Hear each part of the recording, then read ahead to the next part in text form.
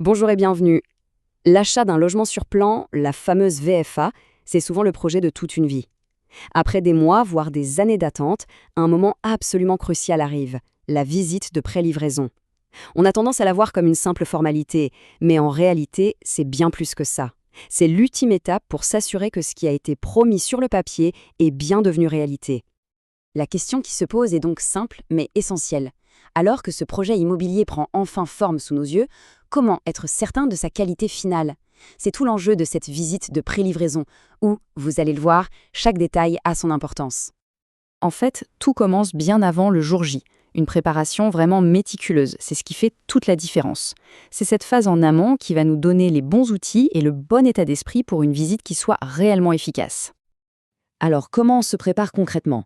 Il y a 4 étapes clés. D'abord, on se replonge dans les plans. Il faut les connaître par cœur pour bien visualiser les volumes, les emplacements.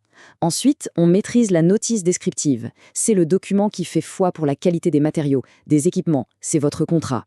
Troisième point, on se prépare une checklist personnelle. C'est le meilleur moyen de ne rien oublier.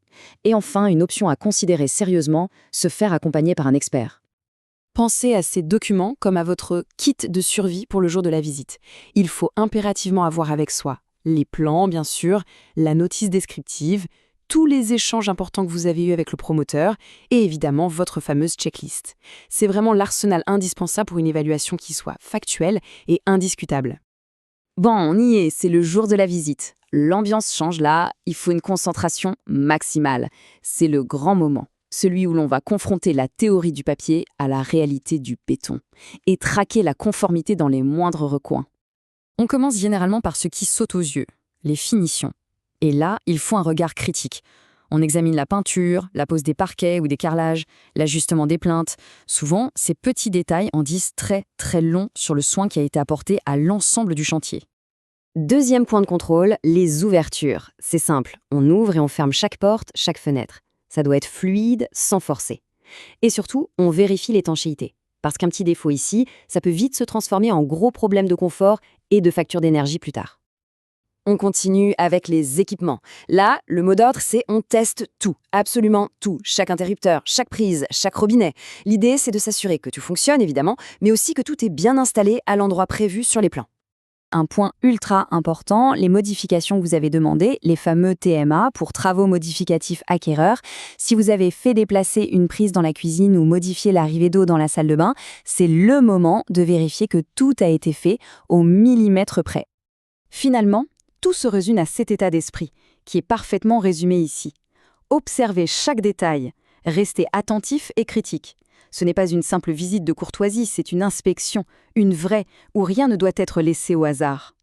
Voilà, la visite est terminée. On pourrait souffler et se dire que le plus dur est fait. Mais pas tout à fait. La phase de suivi est tout aussi cruciale pour que les défauts constatés soient bien corrigés. Le plan d'action après la visite, il est tout aussi structuré. D'abord, on compile tout dans le procès-verbal de livraison. Ensuite, on signale chaque défaut au promoteur et on n'hésite pas à joindre des photos. L'étape d'après, c'est d'exiger un planning clair de correction. Et enfin, le plus important, rester persistant et tout garder par écrit. C'est ce qui fera la différence. Parlons maintenant d'une option qui peut vraiment tout changer. Se faire accompagner par un expert. Il ne faut pas voir ça comme un coût supplémentaire, mais plutôt comme un investissement très malin dans la sécurité de votre bien. La comparaison parle d'elle-même. Quand on est seul, on risque forcément de rater des choses, on n'a pas toujours le vocabulaire technique et ça peut être difficile de négocier. Avec un expert, l'analyse est complète, son savoir-faire technique donne du poids à vos remarques et face au promoteur, l'argumentation est tout de suite plus efficace. Lui, il verra le détail qui change tout. Alors oui, ça a un coût, on parle d'un ticket d'entrée autour de 350 €, mais c'est le prix de la tranquillité. Si on met ça en perspective par rapport au montant total de votre achat, c'est finalement une somme assez modeste pour sécuriser un patrimoine qui vaut plusieurs centaines de milliers d'euros. Pour conclure, on pourrait dire que chaque porte de VFA ouvre sur une nouvelle histoire. Et cette visite de pré-livraison, ce n'est pas la fin du processus, c'est le vrai début de votre histoire dans ce lieu. Quand elle est bien menée, elle garantit un commencement serein, sans aucune mauvaise surprise.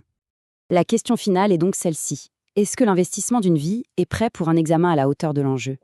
Eh bien, avec la bonne préparation et la bonne méthode, la réponse est un grand oui. C'est la meilleure façon de transformer le stress de l'inspection en une totale confiance pour l'avenir.